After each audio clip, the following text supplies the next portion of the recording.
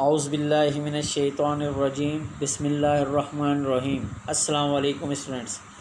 बेटा, जैसा कि आप जानते हो, लास्ट क्लास के अंदर हमने एक्सरसाइज 2.1 कंप्लीट की थी। आज हमारे पास है एक्सरसाइज 2.2।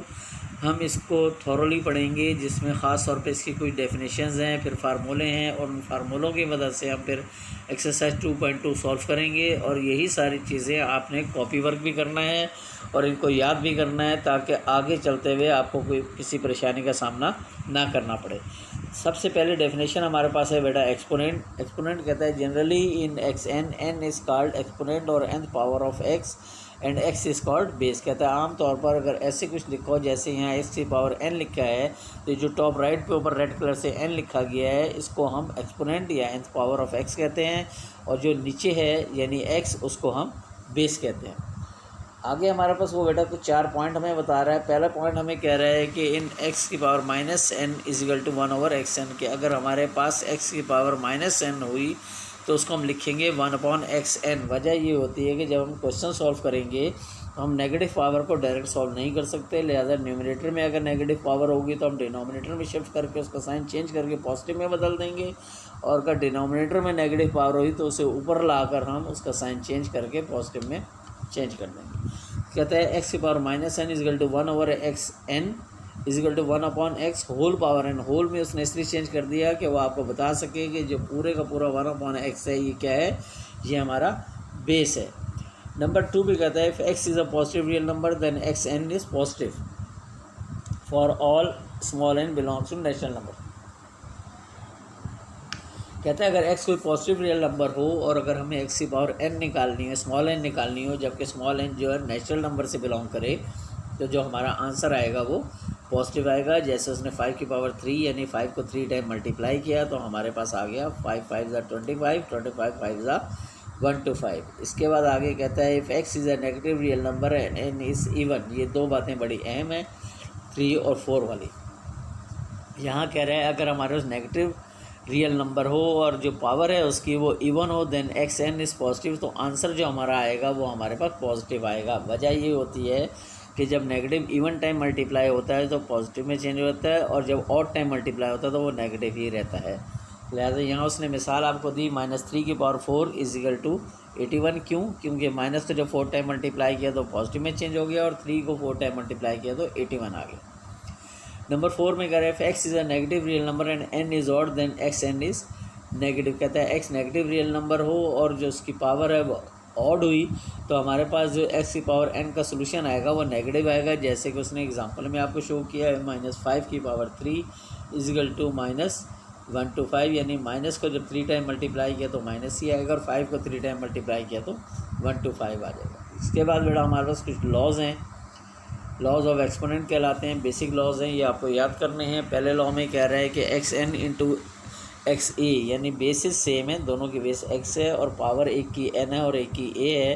तो जब हम इन्हें सॉल्व करेंगे तो ये बनेगा x की पावर n प्लस a, यानी x की पावर जो है वो आपस में ऐड हो जाएंगी, यानी लाइक बेसिस की पावर मल्टीप्लाई होते हुए ऐड हो जाती है। यहाँ आगे उसने आपको एग्जांपल शो की है x की power 3 into x power 4 equal to x power 3 plus 4 equal to x की पावर 7। इसी तरह नंबर 2 उसने आपको बताया है कि x dot y whole power n, whole power mean के अंदर 2 कंपोनेंट हैं या 2 से ज़्यादा हों, सब के लिए वो पावर कंसिडर की जाएगी, यानी x के ऊपर भी डिस्ट्रीब्यूट होगी और y पे भी। कहते हैं x dot y whole power n equal to x n dot y n. मिसाल में उसने आपको वाजे किया है कि x y z whole power 7 means कि x power 7, y power 7 and z power 7। अब एक्सरसाइज है 2.2, हम इसमें देखते हैं कि हमें क्या क्या करना है। पहले क्वेश्चन में कह रहा है right the base and expand in each of the following. नीचे हमने डायग्राम बना के आपको वाजे कर दिया कि जो नीचे वाली चीज़ है यानी x वो बेस है, और जो ऊपर वाली चीज़ है और रेड से लिखी गई वो एक्सपोनेंट है। लिहाजा आप इस क्वेश्चन के लिए कॉपी के ऊपर बिल्कुल इसी तरीके से टेबल बनाओगे और तीनों पार्ट स्टेटमेंट के अंदर लिखोगे। 3 पार्ट दिए गए हैं, तीनों में मैंने पावर को रेड से मेंशन कर दिया ताकि आपको दिक्कत ना हो। तो जो नीचे वाला हिस्सा है यानी पहले में 7, दूसरे में 189 और तीसरे में 108, ये बेसिस हो जाएंगी, और जो रेड से ऊपर लिखी गई हैं यानी 15, 10 और 64 ये पावर्स हो जाएंगी। इसके बाद है बेटा हमारे पास क्वेश्चन नंबर 2। क्वेश्चन नंबर 2 में कहता है indicate which of the following are positive real number and which are negative real number. आपको सिर्फ ये देख के बताना है कि कि जो क्वेश्चन दिया गया है इसका आंसर पॉजिटिव में आएगा या नेगेटिव में आएगा। ठीक है, तो हमारे पास पहला है क्वेश्चन, वो है, ये भी आप बेटा इसी तरह टेबल बना के कॉपी पे करोगे। पहला है 8 की पावर 4, ये तो पॉजिटिव रियल नंबर है, लिहाजा इसकी पावर कुछ भी हो आंसर पॉजिटिव ही आता है। जबकि दूसरा है माइनस नेगेटिव रियल नंबर है, इसकी पावर दी गई है 107, जो कि ऑड है, तो ऊपर हमने पढ़ा था नेगेटिव रियल नंबर की पावर अगर ऑड होगी तो आंसर नेगेटिव आएगा, लिहाजा यहाँ कॉलम में आप नेगेटिव लिखोगे। नंबर 3 है माइनस 912 होल पावर 108, पावर जो है वो इवन है, लिहाजा इस नेगेटिव इंटीजर को भी जब आप सॉल्व करेंगे पावर इवन होने की वजह से इसका आंसर हमारे पास पॉजिटिव आएगा। इसके बाद बेटा हमारे पास है क्वेश्चन नंबर 3। क्वेश्चन नंबर 3 में कह रहा है which of the statement is true and which is false, कौन सी स्टेटमेंट सही है कौन सी गलत है।